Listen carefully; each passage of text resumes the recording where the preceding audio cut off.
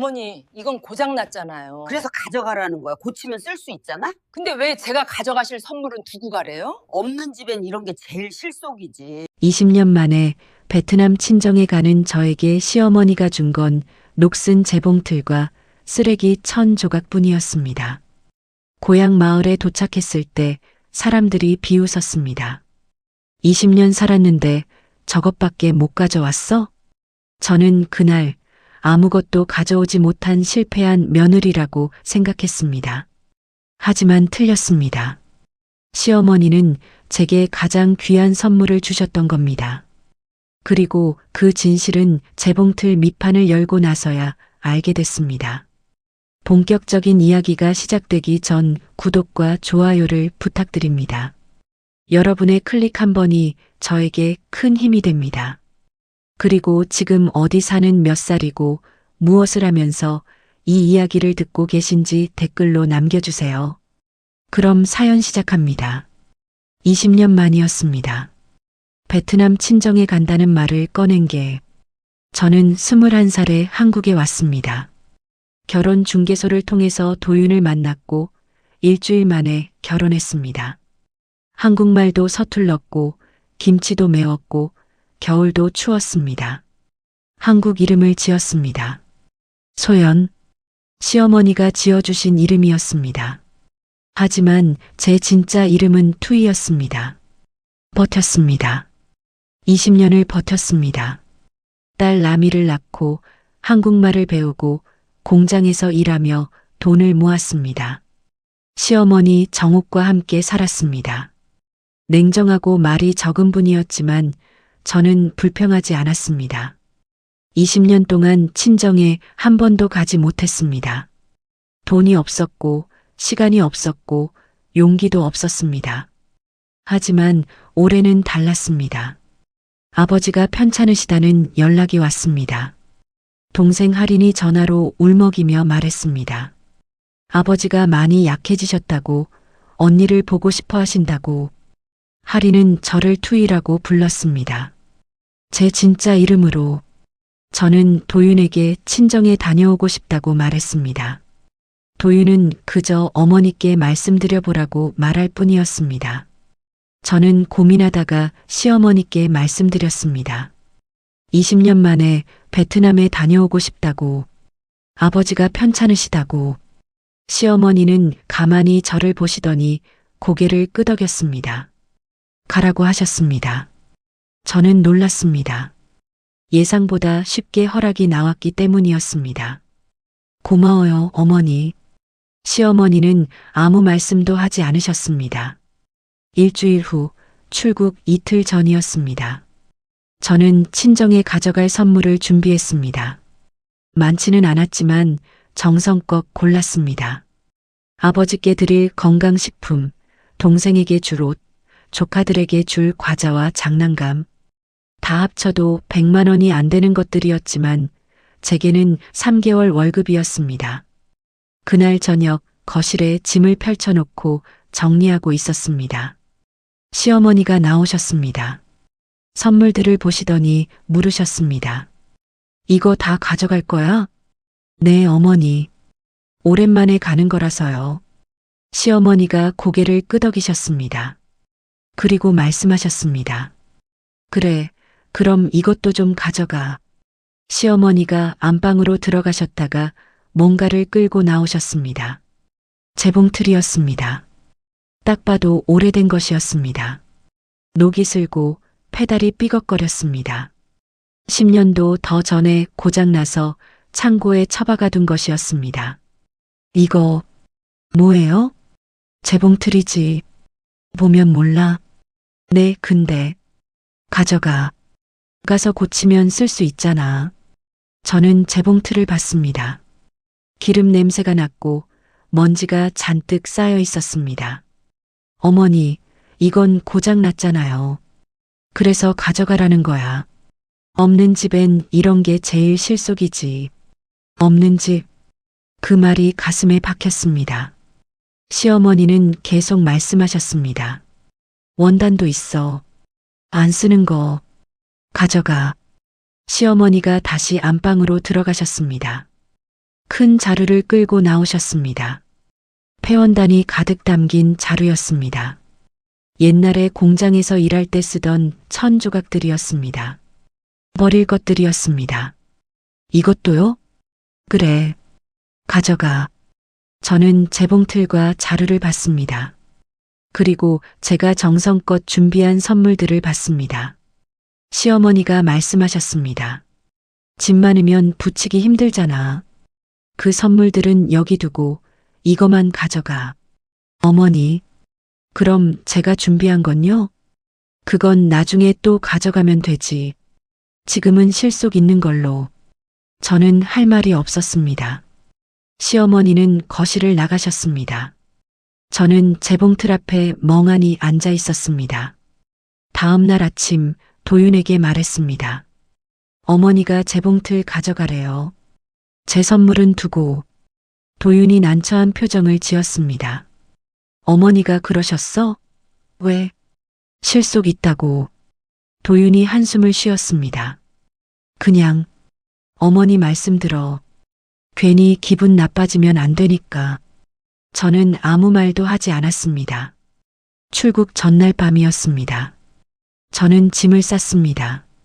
재봉틀과 폐원단 자루를 넣었습니다. 무거웠습니다. 부치는 짐 무게 제한이 20kg인데 재봉틀만 15kg이었습니다. 제가 준비한 선물들은 거실 구석에 그대로 있었습니다. 라미가 방에 들어왔습니다. 엄마, 진짜 저거 가져가? 고장난 재봉틀을 가리키며 물었습니다. 응? 왜? 고장났잖아. 할머니가 가져가래. 라미가 이해할 수 없다는 표정을 지었습니다. 외할아버지 선물은? 다음에 가져가야지. 라미가 더 묻지 않았습니다. 그냥 방을 나갔습니다. 저는 재봉틀을 내려다봤습니다. 낡고 무겁고 쓸모없어 보이는 것. 눈물이 났습니다. 20년 만에 친정에 가는데 제가 가져가는 건 고장난 재봉틀과 쓰레기 같은 천 조각들이었습니다. 다음 날 새벽 공항으로 갔습니다. 도윤이 저를 배웅했고 시어머니는 나오지 않으셨습니다. 체크인 카운터에서 짐을 붙였습니다. 직원이 무게가 초과됐다고 추가 요금을 내야 한다고 말했습니다. 저는 2만 원을 더 냈습니다. 도윤이 미안하다는 표정을 지었습니다. 소연아, 괜찮아? 응, 괜찮아. 거짓말이었습니다. 비행기에 타서 창밖을 봤습니다. 한국이 점점 멀어졌습니다.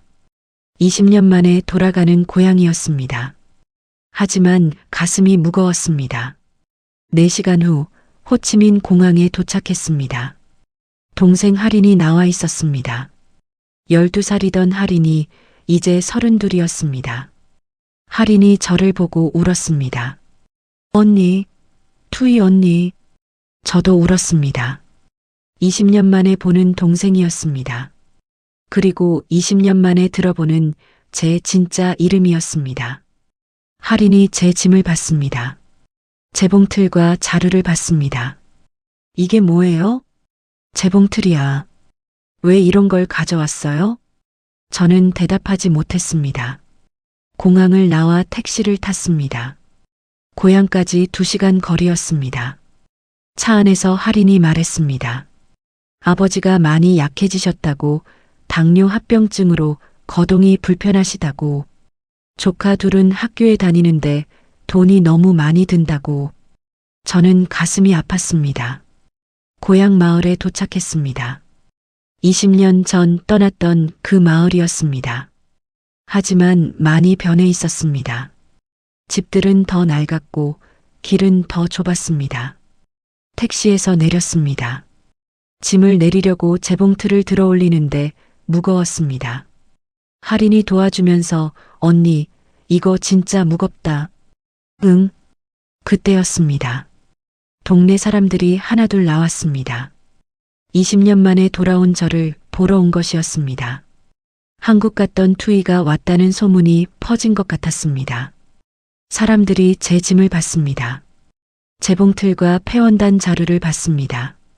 누군가 웃었습니다. 한국 갔다더니 고물상 차렸어? 다른 사람도 웃었습니다. 20년 만에 와서 가져온 게 저거야? 저는 고개를 숙였습니다. 할인이 화를 냈습니다. 왜 그래요? 투이 언니가 뭘 가져오든 상관없잖아요. 하지만 사람들은 계속 웃었습니다. 저는 재봉틀을 들고 집으로 걸어갔습니다. 사람들의 시선이 등에 꽂혔습니다. 집에 도착했습니다. 아버지가 누워 계셨습니다. 저를 보시고 눈물을 흘리셨습니다. 투이야, 아버지. 저는 아버지를 안았습니다. 너무 말라 계셨습니다. 아버지가 물으셨습니다. 한국 생활은 괜찮니? 저는 대답했습니다. 네, 아버지. 또 거짓말이었습니다. 그날 밤 재봉틀을 마당 한 구석에 내려놓았습니다. 낡고 고장나고 녹슨 재봉틀. 저는 그걸 보며 생각했습니다. 20년 동안 뭘 했을까? 뭘 가져왔을까? 아무것도 없었습니다. 저는 20년 만에 고향에 돌아왔지만 아무것도 가져오지 못한 사람이었습니다. 다음 날 아침이었습니다. 마을 사람들이 또 왔습니다. 20년 만에 돌아온 저를 구경하러 온 것 같았습니다. 아버지 집 마당에 모여 앉았습니다. 할인이 차를 내왔습니다. 사람들은 궁금한 게 많은지, 한국 생활이 어떤지, 돈은 많이 버는지, 남편은 잘해주는지 끊임없이 물었습니다. 저는 대충 괜찮다고, 잘 산다고 대답했습니다. 한 아주머니가 말했습니다. 투이 시집 잘 갔다며? 한국이잖아. 다른 아주머니가 거들었습니다. 그러게. 우리 동네에서 제일 먼저 한국 간 애가 투이잖아. 저는 웃지 못했습니다. 그때 한 남자가 마당으로 들어왔습니다. 동네 이장이었습니다. 재봉틀을 보더니 물었습니다. 이게 뭐야? 한국에서 가져온 거? 네. 고물이네. 이거 고장났잖아. 네, 고장났어요. 이장이 웃었습니다. 한국 갔다더니 고물만 가져왔네. 뭐 돈은 많이 보냈겠지? 저는 대답하지 못했습니다. 사실 저는 돈을 많이 보내지 못했습니다. 공장에서 번 돈은 생활비로 다 나갔고 조금씩 모아도 라미 학원비, 시어머니 병원비로 나갔습니다. 1년에 100만 원 정도 친정에 보냈습니다. 많지 않은 돈이었습니다. 이장이 계속 말했습니다. 투이야, 근데 지금 너희 아버지랑 할인이네가 형편이 어려워. 좀 도와줄 수 있어? 저는 가슴이 내려앉았습니다. 얼마나? 어려운데요? 할인이 옆에서 말했습니다. 아버지 병원비가 많이 들어요. 그리고 애들 학교도. 이장이 끼어들었습니다. 학교비가 문제가 아니야. 큰애가 학교 그만둬야 할 것 같아. 네. 돈이 없으니까 일을 해야지. 저는 조카를 봤습니다. 할인의 큰딸 15살이었습니다. 조카가 고개를 숙이고 있었습니다. 저는 물었습니다. 얼마나 필요해? 할인이 조심스럽게 말했습니다. 200만 원이면 당분간은 버틸 수 있을 것 같아요. 200만 원. 저는 통장을 떠올렸습니다. 잔고가 300만 원 정도였습니다. 20년 동안 모은 돈이었습니다. 알았어. 내가 보낼게. 할인이 눈물을 흘렸습니다. 언니, 고마워요. 이장이 말했습니다. 한국 사는 사람은 다르네. 역시. 저는 쓴웃음을 지었습니다. 사람들이 하나둘 돌아갔습니다. 마당에 저와 할인만 남았습니다. 할인이 말했습니다. 투이 언니 미안해요. 돈 달라고 해서. 괜찮아. 가족이잖아. 근데 그 재봉틀은 정말 왜 가져온 거예요? 저는 재봉틀을 봤습니다. 마당 한 구석에 덩그러니 놓여 있었습니다. 시어머니가 가져가래서. 왜요? 고치면 쓸 수 있다고. 할인이 재봉틀을 살펴봤습니다. 페달을 밟아봤습니다. 삐걱거리는 소리만 났습니다. 이거 완전 고장났는데. 응? 고장난 걸 왜 가져가래요? 언니가 준비한 선물도 있었잖아요. 선물은 두고 오래. 할인이 이해할 수 없다는 표정을 지었습니다. 시어머니가 언니한테 왜 이래요? 20년이나 같이 살았는데. 저는 대답하지 못했습니다. 사흘이 지났습니다. 아버지 상태는 나아지지 않았습니다. 병원에 모시고 가야 하는데 돈이 없었습니다. 저는 한국에 전화했습니다. 도윤에게, 여보, 나 돈 좀 보내줄 수 있어? 얼마? 200만 원. 도윤이 한숨을 쉬었습니다. 소연아, 우리도 지금 여유 없어. 라미 학원비 내야 하고 어머니 병원비도. 알았어. 전화를 끊었습니다. 저는 핸드폰을 내려놓고 창밖을 봤습니다. 마당에 재봉틀이 보였습니다. 비를 맞고 있었습니다. 며칠 후였습니다. 마을 회관에서 작은 모임이 있었습니다. 동네 사람들이 모여 차를 마시는 자리였습니다. 할인이 저를 데려갔습니다. 회관에 들어서자 사람들이 저를 봤습니다. 한 아주머니가 물었습니다. 투이, 한국 생활 좋지? 네, 괜찮아요. 남편은 뭐해? 회사 다녀요. 돈 많이 벌어? 저는 난처했습니다. 그냥 평범하게 벌어요. 아주머니가 옆 사람에게 말했습니다. 보통은 한국 가면 떼돈 벌잖아. 근데 투이는 별로인가 봐. 다른 사람이 말했습니다. 그러게. 20년 살았으면 집 한 채는 샀을 텐데. 투이네 시댁이 가난한가 봐. 저는 가만히 앉아 있었습니다. 한 남자가 말했습니다. 투이 아버지 병원비도 못 내잖아. 한국 갔다는 게 무슨 소용이야. 저는 고개를 숙였습니다. 할인이 화를 냈습니다. 왜 그러세요?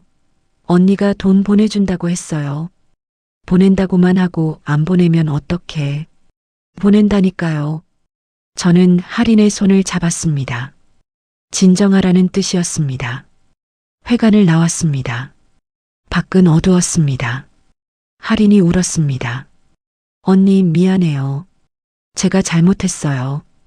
괜찮아. 사람들이 왜 저래요? 언니가 뭘 잘못했다고.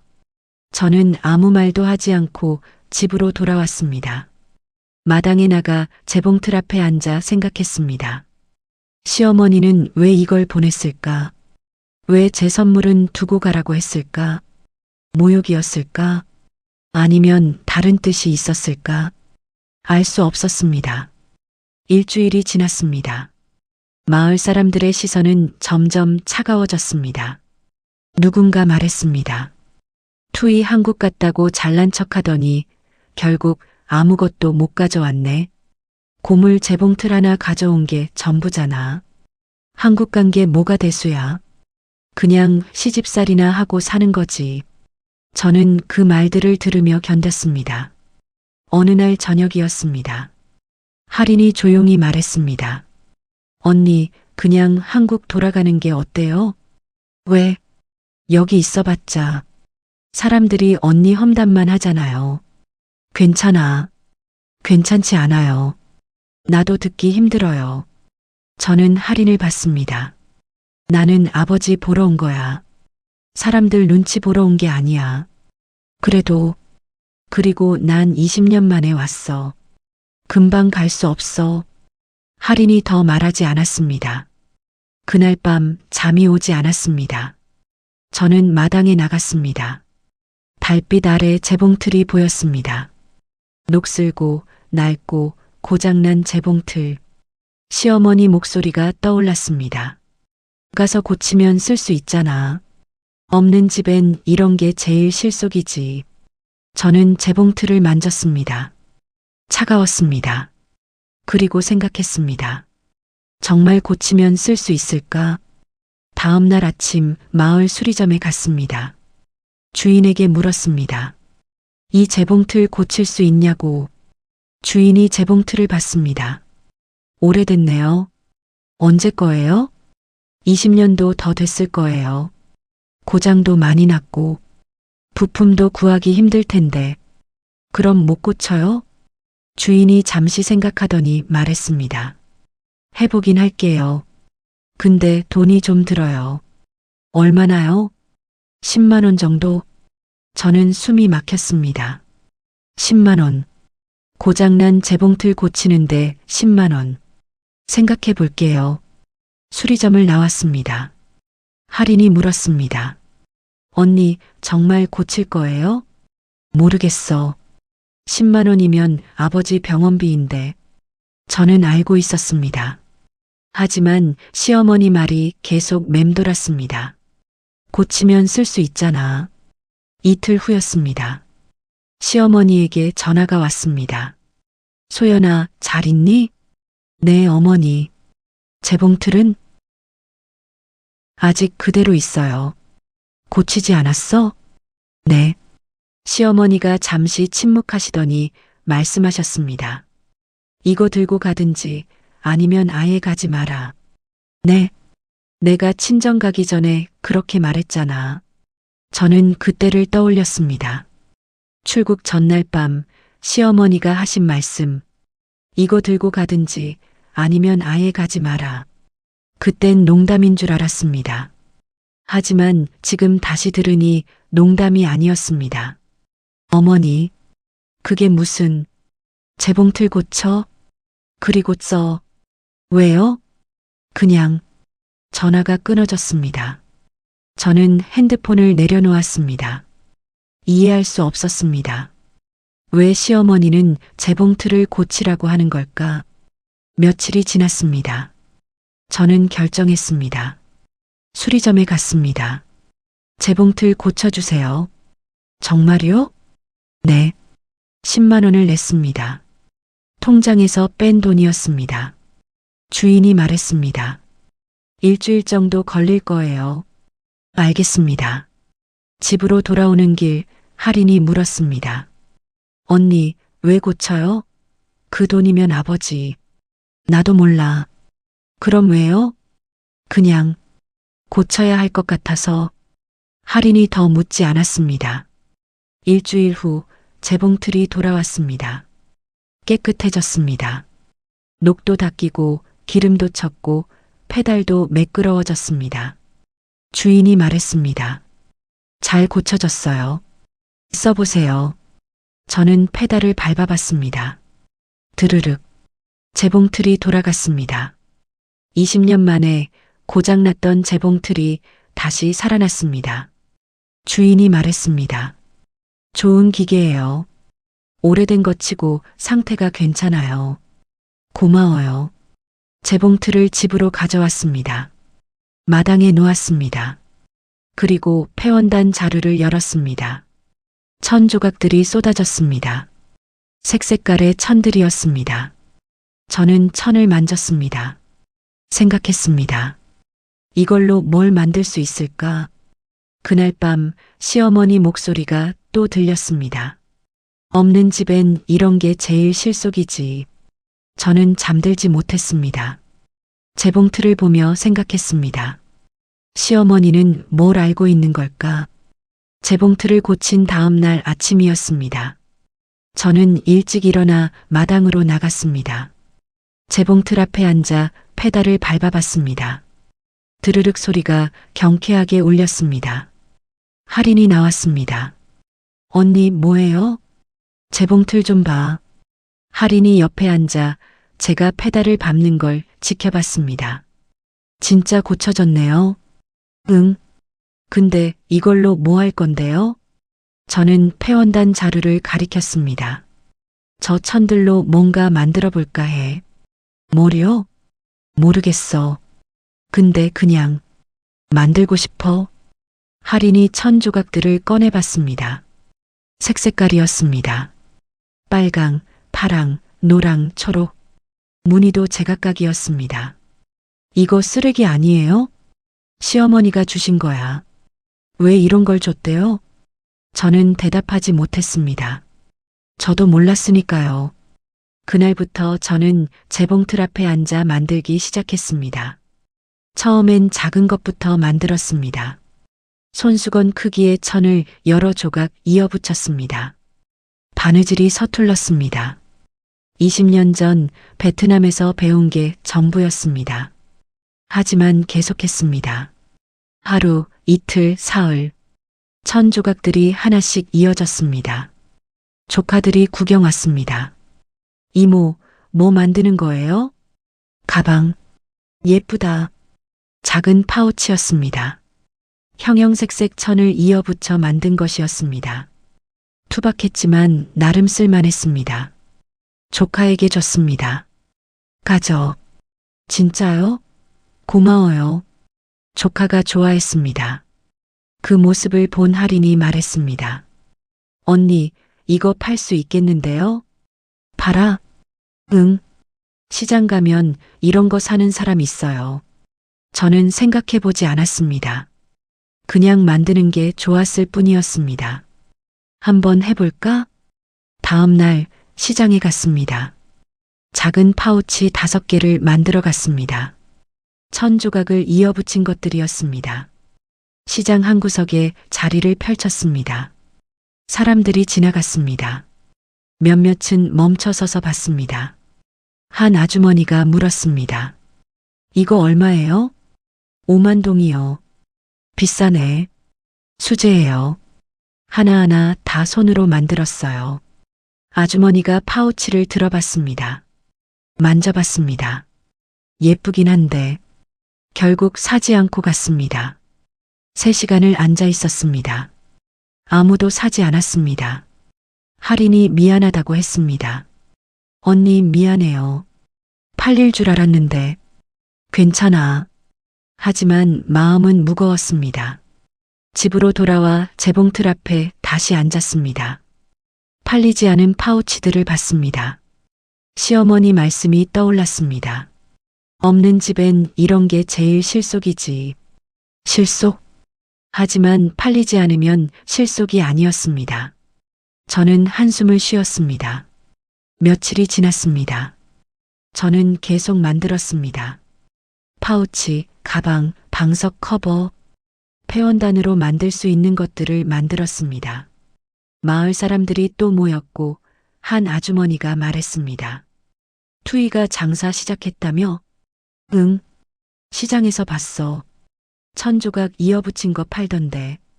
팔렸어? 하나도 안 팔렸대. 사람들이 웃었습니다. 한국 갔다 온 게 저 정도밖에 안 돼? 쓰레기 주워다 파는 것밖에. 그러게. 20년이나 살았는데. 저는 그 말들을 듣고도 재봉틀 앞에 앉았습니다. 계속 만들었습니다. 일주일 후 시장에 다시 갔습니다. 이번엔 파우치 10개, 작은 가방 5개를 만들어 갔습니다. 같은 자리에 펼쳤습니다. 사람들이 지나갔습니다. 그때 한 젊은 여자가 멈춰 섰습니다. 파우치를 집어들었습니다. 이거 귀엽네요. 고마워요. 얼마예요? 5만 동이요. 살게요. 처음 팔았습니다. 5만 동. 한국 돈으로 3,000원 정도였습니다. 하지만 기뻤습니다. 그날 파우치 3개를 팔았습니다. 15만 동을 벌었습니다. 집으로 돌아와 할인에게 돈을 보여줬습니다. 언니, 팔렸어요? 응. 3개. 대박.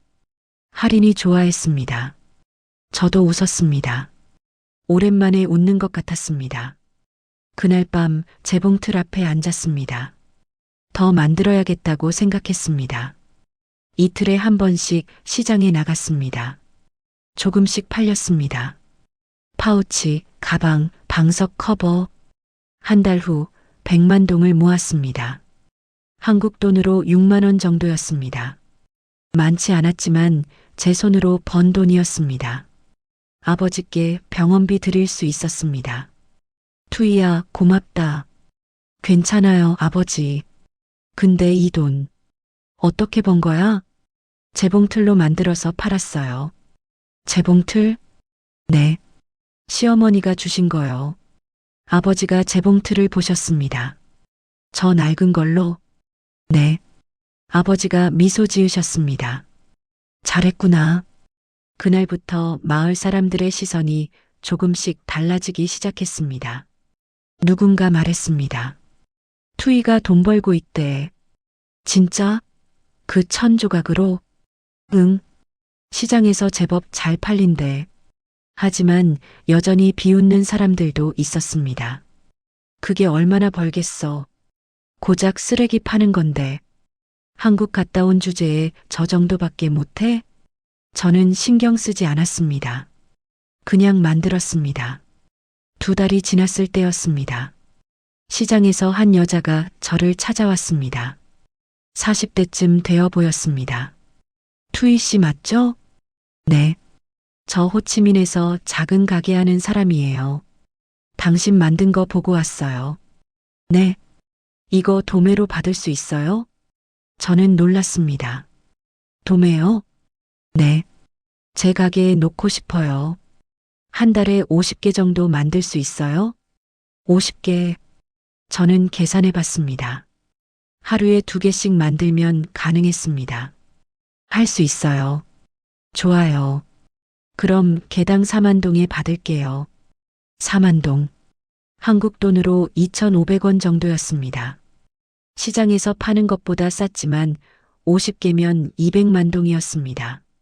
좋아요. 계약했습니다. 집으로 돌아와 할인에게 말했습니다.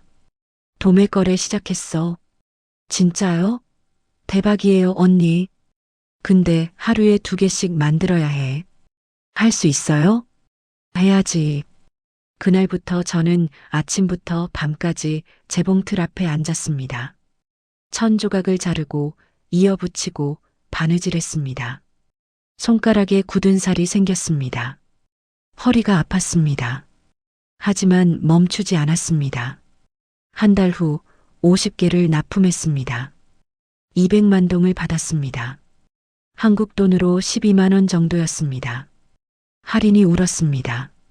언니, 이거 우리한테 너무 큰 돈이에요. 알아. 아버지 병원비 내고 애들 학교도 보낼 수 있어요. 저도 눈물이 났습니다. 시어머니가 보낸 재봉틀, 고물이라고 비웃음 받던 재봉틀, 그 재봉틀이 저희 가족을 살리고 있었습니다. 3달이 지났을 때였습니다. 마을 사람들이 다시 모였습니다. 하지만 이번엔 비웃지 않았습니다. 이장이 말했습니다. 투이가 돈 좀 벌고 있다며? 네. 재봉틀로 만들어서 파는 거요. 그 고물로? 네. 대단하네. 한국 갔다 온 보람이 있구만. 저는 쓴웃음을 지었습니다. 몇 달 전엔 비웃던 사람들이었습니다. 하지만 이제는 인정하는 것 같았습니다. 그날 밤 재봉틀 앞에 앉았습니다. 폐원단 자루를 봤습니다. 이제 반쯤 비어 있었습니다. 생각했습니다. 시어머니는 이걸 알고 계셨을까? 이 재봉틀이 제 가족을 살릴 거라는 걸. 전화를 걸었습니다. 시어머니께. 어머니. 응. 잘 지내니? 네. 어머니, 재봉틀 고쳐서 잘 쓰고 있어요. 그래. 네. 이걸로 물건 만들어서 팔고 있어요. 돈도 벌고 있고요. 시어머니가 잠시 침묵하셨습니다. 그리고 말씀하셨습니다. 다행이구나. 어머니, 혹시 알고 계셨어요? 제가 이렇게 될 거라는 걸? 시어머니가 대답하지 않으셨습니다. 어머니, 그냥 내가 할 수 있을 거라고 생각했어. 왜요? 너는 강한 애니까. 저는 눈물이 났습니다. 어머니, 그리고 투이야. 네. 겉으로 귀해 보이는 건 사람을 망쳐. 내가 다시 일어설 수 있는 건 내 손으로 만드는 삶이야. 그 말을 듣는 순간 저는 모든 걸 이해했습니다. 시어머니가 왜 선물 대신 재봉틀을 보냈는지, 왜 폐원단을 주셨는지, 왜 고치라고 하셨는지. 건강식품이나 옷은 금방 사라집니다. 하지만 재봉틀은 달랐습니다. 재봉틀은 제가 계속 만들 수 있게 해줬습니다. 제 손으로, 제 힘으로. 어머니, 고마워요. 뭐가, 이걸 보내주셔서요. 시어머니가 조용히 웃으셨습니다. 열심히 해. 전화가 끊어졌습니다. 저는 재봉틀을 봤습니다. 20년 만에 친정에 와서 고물이라고 비웃음 받던 재봉틀. 하지만 이제는 달랐습니다. 이 재봉틀은 제 희망이었습니다. 넷 달째가 됐을 때였습니다. 호치민 가게 주인이 다시 왔습니다. 투이 씨, 물량 늘릴 수 있어요? 얼마나요? 한 달에 100개요. 100개. 저는 망설였습니다. 혼자 하기엔 벅찼습니다. 그때 할인이 말했습니다. 언니, 나도 도와줄게. 너? 응. 재봉질 배울게. 같이 하자. 저는 할인을 받습니다. 정말? 응. 언니 혼자 힘들잖아. 저는 할인을 안았습니다. 고마워. 그날부터 할인과 함께 일했습니다. 재봉질을 가르쳐 줬습니다. 처음엔 서툴렀지만 할인은 빨리 배웠습니다. 한 달 후 100개를 납품했습니다. 400만 동을 벌었습니다. 한국 돈으로 25만 원 정도였습니다. 아버지 병원비를 내고 조카들 학비도 냈습니다. 그리고 남은 돈으로 천을 더 샀습니다. 회원단이 다 떨어져 가고 있었으니까요. 이제 저희는 고물이 아닌 새 천으로도 만들었습니다. 마을 사람들이 말했습니다. 투이네 잘 되네. 재봉틀 하나로 저렇게 되다니. 역시 한국 갔다 온 사람은 다르네. 저는 웃었습니다. 6달째가 됐을 때였습니다. 작업장은 점점 커졌습니다. 재봉틀이 4대가 됐고 마을 아주머니 둘이 일을 도와주러 왔습니다. 하루에 200개를 만들 수 있었습니다. 호치민 가게뿐 아니라 하노이, 다낭에도 납품했습니다. 한 달에 800만 동을 벌었습니다. 한국 돈으로 50만 원 정도였습니다. 베트남에서는 큰 돈이었습니다. 할인이 말했습니다. 언니, 이제 우리 정말 잘 사는 거 아니에요? 그런가? 응. 아버지 병원비 걱정 안 해도 되고 애들도 학교 다니고 나도 일하고 있고. 저는 웃었습니다. 다 재봉틀 덕분이지. 시어머니 덕분이에요. 맞았습니다. 시어머니 덕분이었습니다. 어느 날 저녁이었습니다. 작업을 마치고 집으로 들어가려는데 마을 이장이 찾아왔습니다. 투이. 네, 이장님. 잘 되고 있다며? 네. 덕분에요. 이장이 주변을 둘러봤습니다. 재봉틀 4대, 천더미, 완성된 제품들. 대단하네. 이제 제법 사업이 됐네. 감사합니다. 이장이 잠시 망설이다 말했습니다. 그런데 투이, 혹시 이거 더 크게 할 생각 없어? 더 크게요? 응. 마을 회관 건물 있잖아. 거기 비어있는 공간 있는데 거기서 하면 어때? 저는 놀랐습니다. 회관 건물이요? 응. 그럼 사람도 더 고용할 수 있고 장비도 더 들릴 수 있잖아. 근데 돈이 많이 들 텐데요. 은행 대출 받아. 너 지금 벌고 있으니까 가능할 거야. 저는 생각했습니다. 더 크게. 두렵기도 했지만 설레기도 했습니다. 생각해 볼게요. 그날 밤 할인과 이야기했습니다. 언니, 진짜 할 거예요? 모르겠어. 너무 큰 거 아닐까? 근데 지금도 주문이 계속 밀리잖아요. 더 크게 하면 더 많이 벌 수 있을 텐데. 그렇긴 한데. 할인이 말했습니다. 언니, 시어머니한테 물어봐요. 어머니께? 응. 어머니가 재봉틀 주신 분이잖아요. 조언 들어봐요. 저는 시어머니께 전화를 걸었습니다. 어머니. 응, 투이야. 어머니, 상담 좀 드리고 싶은데요. 뭔데? 저는 지금 사업이 잘 되고 있고 사업을 더 키우자는 제안이 들어왔다고 상황을 설명했습니다. 시어머니가 잠시 침묵하시더니 물었습니다. 너 하고 싶어? 잘 모르겠어요. 왜? 무서워요. 실패하면 어떡하나. 시어머니가 말씀하셨습니다. 투이야, 재봉틀 고칠 때도 무서웠지? 네. 근데 했잖아. 그때 안 했으면 지금 어땠을 것 같아? 저는 생각했습니다. 만약 재봉틀을 고치지 않았다면, 그냥 마당에 방치했다면, 아무것도 못했을 거예요. 그래. 두려워도 해야 해. 그게 내 길이니까. 그리고 투이야, 나 하나 물어봐도 돼? 네. 재봉틀 안에 뭐 있었어? 저는 멈칫했습니다. 재봉틀 아니요? 응. 철판 및 철판이요? 저는 재봉틀을 떠올렸습니다. 수리할 때 주인이 뭐라고 했었나? 잘 모르겠어요. 수리하면서 본 건 없었던 것 같아요. 시어머니가 말씀하셨습니다. 재봉틀 밑판 확인해봐. 왜요? 그냥 확인해봐. 전화가 끊어진 후 저는 할인을 쳐다봤습니다. 언니 무슨 말 했어요? 재봉틀 밑을 확인해 보래. 왜요? 모르겠어. 저희는 작업장으로 나갔습니다. 제일 처음 쓰던 재봉틀을 봤습니다. 시어머니가 보내신 그 재봉틀. 할인이 공구를 가져와 재봉틀 밑판을 살펴본 후 나사를 풀고 열었습니다. 그 안에 뭔가 있었습니다. 철판이었습니다. 이중으로 된 철판. 할인이 철판을 드러내자 그 밑에서 무언가 나왔습니다. 봉투였습니다. 비닐로 여러 겹 싼 봉투. 저는 손이 떨렸고 봉투를 열었습니다. 봉투를 연 순간 안에서 쏟아진 건 돈이었습니다. 달러였습니다. 100달러짜리 지폐들. 할인이 소리쳤습니다. 언니, 이게 뭐예요? 저는 셀 수조차 없었습니다.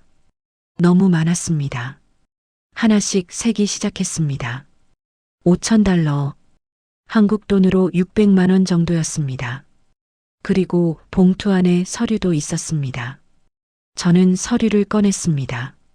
제 이름으로 된 통장 사본이었습니다. 한국은행 통장이었습니다. 2천만 원이라고 잔고가 적혀 있었습니다. 저는 숨이 막혔습니다. 이게 뭐예요? 할인이 서류를 더 뒤졌고 작은 금속 케이스가 나왔습니다. 케이스를 열었더니 안에는 반지가 있었습니다. 금반지였습니다. 시어머니가 평생 끼고 계시던 반지였습니다. 그리고 손글씨 메모가 들어 있었습니다. 저는 메모를 펼쳤습니다. 시어머니 글씨였습니다. 읽기 시작했습니다. 투이야, 이 글을 읽고 있다면 내가 재봉틀을 고쳤다는 뜻이겠지. 잘했어. 내가 믿었던 대로야. 20년 동안 너를 지켜봤어. 말없이 일하고 참고 견디는 너를. 미안했어. 따뜻하게 대하지 못해서. 하지만 나는 알았어. 겉으로 귀해 보이는 건 사람을 망친다는 걸. 내가 친정에 귀한 선물 가져가면 사람들이 내게 기대할 거야. 더 달라고, 더 해달라고. 그럼 넌 평생 주기만 하는 사람이 될 거야. 하지만 재봉틀은 달라. 재봉틀은 내가 만드는 힘을 줘. 내 손으로 일어서는 방법을 줘. 이 돈은 20년 동안 내가 모은 거야. 내가 공장에서 벌어온 돈 중에 내 몫이라고 생각한 걸 따로 모았어. 넌 한 번도 용돈 달라고 안 했으니까. 이제 이 돈으로 내 사업을 키워. 크게 해. 내가 할 수 있어. 그리고 반지. 이건 내가 시집 올 때 받은 거야. 이제 내 거야. 넌 20년 동안 우리 집 며느리였어.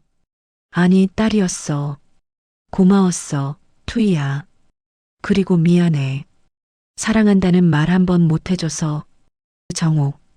저는 편지를 읽으며 눈물을 흘렸습니다. 할인도 울고 있었습니다. 언니, 저는 말할 수 없었습니다. 시어머니, 20년 동안 냉정하기만 했던 시어머니, 따뜻한 말 한마디 없었던 시어머니. 하지만 시어머니는 알고 계셨습니다. 제가 무엇이 필요한지, 제가 어떻게 일어서야 하는지, 그리고 준비해 주셨습니다. 재봉틀 속에 미래를 숨겨두셨습니다. 저는 반지를 꺼냈습니다. 시어머니가 평생 끼고 계시던 반지, 손가락에 끼워봤습니다. 딱 맞았습니다. 그날 밤 저는 한국에 전화했습니다. 어머니, 응, 찾았어요. 그래, 네, 다 찾았어요. 시어머니가 한참 침묵하시다 조용히 말하셨습니다. 잘 써, 어머니. 정말 고마워요. 진심으로. 뭐가? 원래 내 돈이야. 아니에요. 어머니가 주신 거예요. 돈도, 재봉틀도, 용기도. 시어머니가 목소리가 떨렸습니다. 투이야, 넌 강한 애야. 그걸 잊지 마. 네, 어머니. 그리고, 사랑해. 처음이었습니다. 시어머니가 사랑한다고 말씀하신 게, 저는 울었습니다. 저도 사랑해요, 어머니. 전화를 끊고 한참을 울었습니다. 할인이 옆에 앉아 있었습니다. 언니, 이제 어떻게 할 거예요? 저는 눈물을 닦았습니다. 크게 할 거야. 네. 시어머니가 이 기회를 주신 거야. 안 할 수 없지. 할인이 웃었습니다. 그래요. 크게 해요. 다음 날 이장을 찾아갔습니다. 이장님, 회관 건물 쓰고 싶어요. 정말? 네. 대출도 받을게요. 크게 할 거예요. 이장이 활짝 웃었습니다. 좋아. 우리 마을에 큰 공장 생기는 거네. 한 달 후 회관 건물로 이사했습니다. 재봉틀 10대를 드리고 마을 아주머니 10명을 고용했습니다. 시어머니가 주신 돈으로 시작했습니다.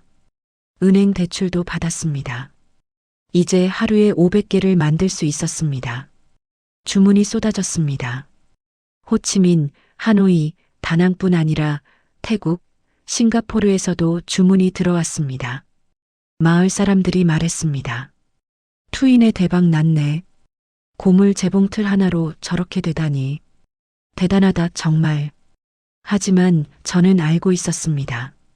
재봉틀만이 아니라는 것을, 시어머니의 사랑이 저를 여기까지 오게 했다는 것을. 석 달 후 아버지가 많이 좋아지셨습니다. 병원 치료를 제대로 받으셨고 약도 꾸준히 드셨습니다. 휠체어에서 일어나 지팡이를 짚고 걸으실 수 있게 됐습니다. 투이야, 다 내 덕분이야. 아니에요, 아버지. 다 시어머니 덕분이에요. 조카들은 학교를 계속 다녔습니다. 큰애는 대학 준비를 하고 있었습니다. 하리는 제 옆에서 일했습니다. 이제 재봉질 실력이 저보다 나았습니다. 언니 행복해요? 하린이 물었습니다. 저는 공장을 돌아봤습니다. 재봉틀 돌아가는 소리, 아주머니들 웃는 소리, 첫 냄새. 응, 행복해. 시어머니한테 정말 감사하네요. 응, 정말로. 그날 밤 저는 시어머니가 주신 반지를 봤습니다. 손가락에서 반짝이고 있었습니다. 생각했습니다. 처음 친정에 왔을 때, 고물 재봉틀을 들고 내렸을 때, 사람들이 비웃었을 때, 그때는 몰랐습니다. 시어머니가 제게 준 게 뭔지. 하지만 이제는 알았습니다. 시어머니는 저에게 가장 귀한 선물을 주셨습니다. 다시 일어서는 방법을, 제 손으로 만드는 삶을, 그리고 사랑을, 말이 아닌 행동으로 보여주신 사랑을. 저는 재봉틀 앞에 앉았습니다. 페달을 밟았습니다. 드르륵. 20년 전 시어머니가 쓰시던 재봉틀, 고장나서 버려졌던 재봉틀. 하지만 이제는 저희 가족 전부를 먹여 살리는 재봉틀. 저는 천을 이어붙이기 시작했습니다. 한 땀 한 땀. 시어머니의 사랑을 느끼며 5달째 되던 날이었습니다. 저는 마당에 작은 작업장을 만들었습니다. 지붕을 씌우고 재봉틀을 2대로 늘렸습니다. 할인과 나란히 앉아 일했습니다. 조카들이 방과 후에 와서 도왔습니다. 천을 자르고 정리하고 작은 가족 공장이 됐습니다. 1년이 지났습니다. 공장은 마을에서 가장 큰 사업장이 됐습니다. 재봉틀 20대, 직원 30명, 하루에 1000개를 만들었습니다. 한 달에 3천만 동을 벌었습니다. 한국 돈으로 200만 원 정도였습니다. 은행 대출도 다 갚았고 아버지는 완전히 회복하셨습니다. 조카들은 학교를 다니고 큰애는 대학에 합격했습니다. 하리는 공장 부사장이 됐습니다. 직원들을 관리하고 주문을 받고 배송을 챙겼습니다. 저는 여전히 재봉틀 앞에 앉았습니다. 새로운 디자인을 만들고 품질을 확인했습니다. 마을 사람들이 말했습니다. 투이가 마을을 살렸어. 일자리도 만들고 정말 대단해. 하지만 저는 알고 있었습니다. 제가 아니라 시어머니가 마을을 살린 거라는 것을. 어느 날 아침이었습니다. 한국에서 전화가 왔습니다. 도윤이었습니다. 여보. 응, 왜? 라미가 대학 합격했어. 정말? 축하해. 응. 근데 도윤의 목소리가 어두웠습니다. 왜? 무슨 일 있어? 어머니가 많이 편찮으셔. 저는 가슴이 철렁했습니다. 뭐라고? 병원에 계셔. 의사가 오래 못 버티실 거래. 언제부터? 한 달 전부터. 말씀 안 하셨어. 내가 걱정할까봐. 저는 눈물이 났습니다. 나 지금 갈게. 응. 어머니가 너 보고 싶어 하셔. 전화를 끊고 급하게 짐을 쌌습니다. 할인이 물었습니다. 언니, 어디 가요? 한국. 시어머니가 아프셔. 많이요? 응, 많이. 할인이 걱정스러운 표정을 지었습니다. 언니, 공장은 제가 볼게요. 걱정 마세요. 고마워. 다음 날 비행기를 타 4시간 후 인천공항에 도착했습니다. 도윤과 라미가 나와 있었습니다. 라미가 저를 보자마자 울면서 안겼습니다. 엄마, 할머니가. 알아. 괜찮아. 병원으로 갔습니다. 시어머니는 중환자실에 계셨습니다. 창문 너머로 보니 시어머니한테 수많은 선이 연결되어 있었습니다. 의사가 말했습니다. 이제 며칠 안 남으셨습니다. 가족들 만나시게 해드리는 게 좋겠습니다. 저는 중환자실에 들어갔습니다. 시어머니가 누워 계셨습니다. 너무 말라 계셨습니다. 어머니, 시어머니가 눈을 뜨셨습니다. 저를 보시고 미소 지으셨습니다. 왔니? 네, 어머니. 저는 시어머니 손을 잡았습니다. 시어머니가 제 손을 봤습니다. 반지를 보셨습니다. 반지 끼고 있구나. 네. 맨날 껴요. 잘 어울린다. 어머니. 시어머니가 조용히 말씀하셨습니다. 투이야, 잘 지냈어? 네. 정말 잘 지냈어요. 공장은? 잘 돼요. 직원 30명이에요. 한 달에 3천만 동 벌어요. 시어머니가 놀란 표정을 지으셨습니다. 그렇게나? 네. 다 어머니 덕분이에요. 아니야. 내가 한 거지. 아니에요. 어머니가 재봉틀 주셨잖아요. 돈도 용기도. 시어머니가 눈물을 흘리셨습니다. 투이야. 미안해. 왜요? 20년 동안 따뜻하게 못 대해줘서. 저는 고개를 저었습니다. 아니에요. 어머니는 저한테 제일 따뜻한 분이었어요. 그게 무슨 재봉틀이요. 그게 어머니 사랑이었어요. 말보다 더 큰 사랑. 시어머니가 제 손을 꽉 쥐셨습니다. 고마워. 그렇게 생각해줘서. 어머니, 제가 더 고마워요. 뭐가? 살 방법을 가르쳐 주셔서요. 제 손으로 일어서는 법을요. 시어머니가 미소 지으셨습니다. 넌 강한 애니까. 원래 할 수 있었어. 아니에요. 어머니가 믿어주셔서 할 수 있었어요. 시어머니가 한참 저를 보시더니 말씀하셨습니다. 투이야, 하나만 물어봐도 돼? 네. 행복해? 저는 고개를 끄덕였습니다. 네. 정말 행복해요. 다행이다. 시어머니가 눈을 감으셨습니다. 어머니, 괜찮아. 그냥 좀 피곤해. 쉬세요. 제가 옆에 있을게요. 투이야, 사랑해. 저도 사랑해요, 어머니. 시어머니가 다시 미소 지으셨습니다. 그리고 조용히 잠드셨습니다. 사흘 후 시어머니가 돌아가셨습니다. 조용히 편안하게 장례식장에 많은 사람이 왔습니다. 동네 사람들, 친척들, 시어머니가 도와주셨던 사람들. 한 할머니가 말했습니다. 정욱이는 참 좋은 사람이었어. 말은 없었지만 다른 사람이 거들었습니다. 맞아. 어려운 사람 있으면 몰래 도와줬지. 베트남 며느리한테도 참 잘해줬어. 재봉틀 주고 돈도 모아줬다며? 저는 눈물을 닦으며 들었습니다.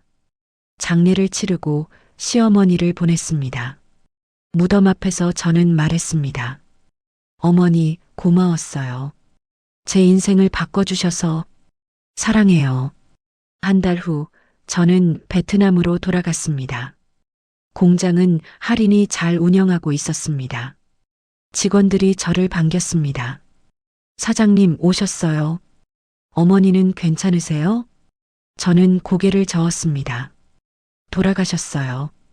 직원들이 조의를 표했습니다. 정말 좋은 분이셨나 봐요. 네.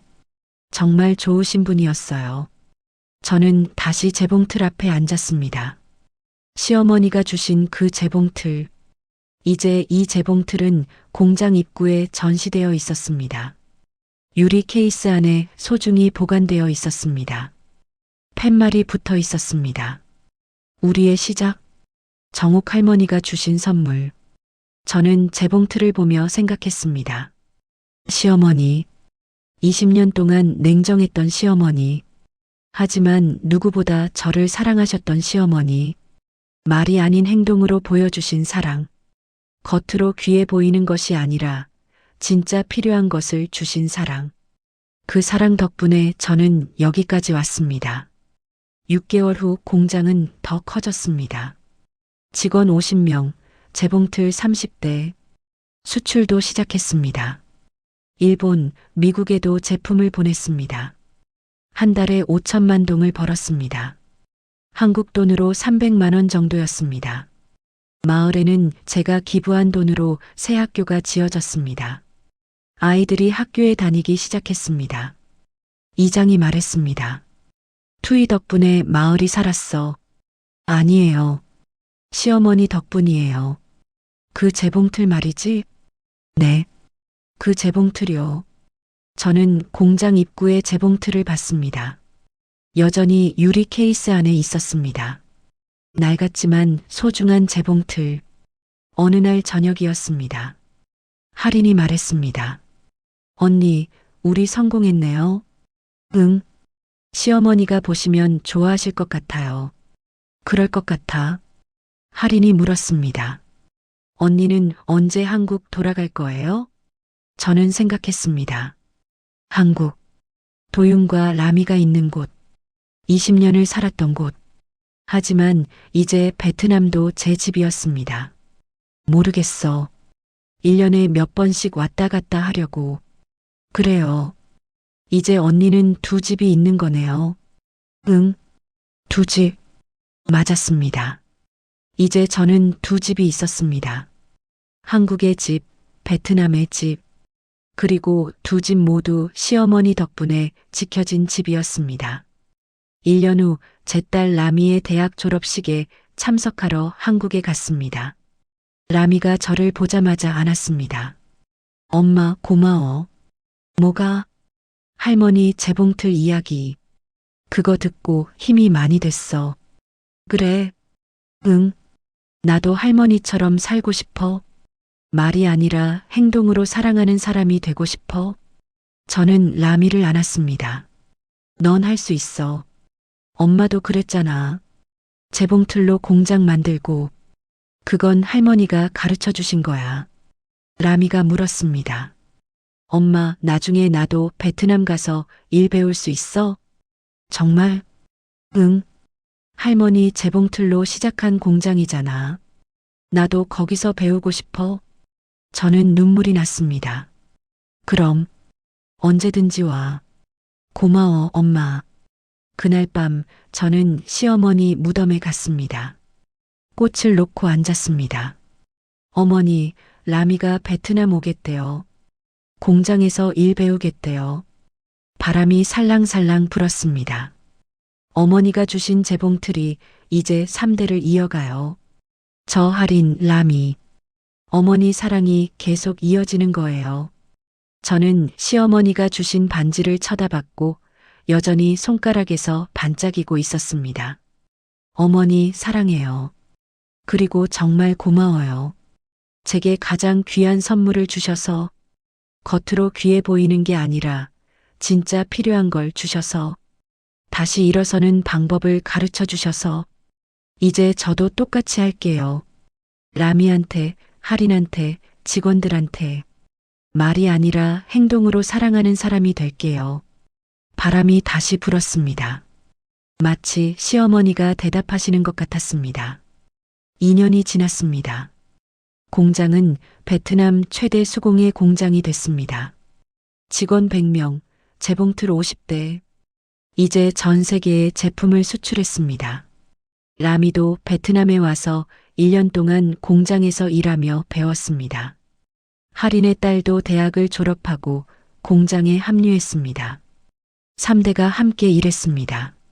저는 가끔 재봉틀 앞에 앉아 페달을 밟았습니다. 드르륵. 그 소리를 들으며 생각했습니다. 20년 전 제가 21살에 한국에 갔을 때 아무것도 몰랐습니다. 한국말도 김치도 겨울도. 하지만 버텼습니다. 그리고 20년 후 친정에 돌아왔을 때 고물 재봉틀 하나를 들고 왔습니다. 사람들이 비웃었습니다. 하지만 그 재봉틀이 저를 살렸습니다. 아니, 시어머니의 사랑이 저를 살렸습니다. 이제 저는 알았습니다. 진짜 사랑이 뭔지. 겉으로 화려한 게 아니라 진짜 필요한 걸 주는 게 사랑이라는 것을, 말이 아니라 행동으로 보여주는 게 사랑이라는 것을, 당장 편한 게 아니라 평생 쓸 수 있는 걸 주는 게 사랑이라는 것을. 시어머니는 그렇게 저를 사랑하셨습니다. 그리고 저도 그렇게 사랑하며 살 겁니다. 라미에게, 할인에게, 직원들에게, 마을 사람들에게. 재봉틀처럼 낡아도 고장나도 고치면 다시 쓸 수 있는 그런 사랑을 주며 살 겁니다.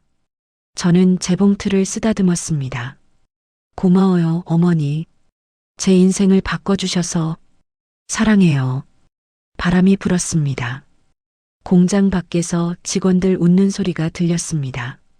재봉틀 돌아가는 소리가 들렸습니다. 아이들이 뛰노는 소리가 들렸습니다. 모두 시어머니가 주신 선물이었습니다. 저는 다시 페달을 밟았습니다. 드르륵. 한 땀 한 땀.